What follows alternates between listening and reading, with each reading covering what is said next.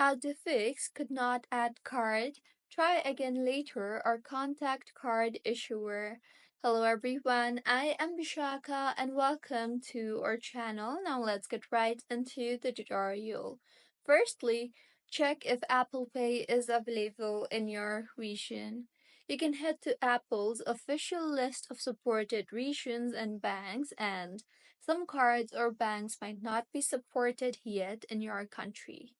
Next, make sure the card is supported, as not all card types work with Apple Pay.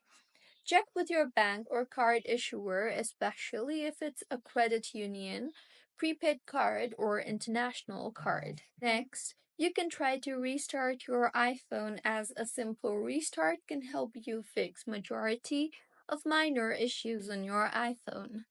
Next, launch the Settings application and tap on General and then on Software Update.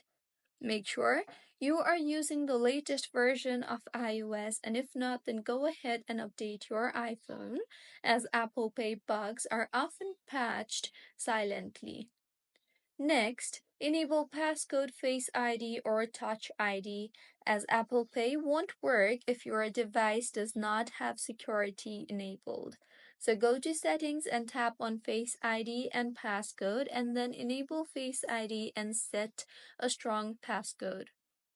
Next, in Settings again, tap on Wallet and Apple Pay, and then tap your card and check the billing address. Also, go to Settings and then tap on General and then on Language and Region, and ensure it matches your card's origin. Also, in Settings again, disable VPN and try adding the card again, as Apple Pay may not work properly with a VPN on. And the last fix is to sign out and then sign back in.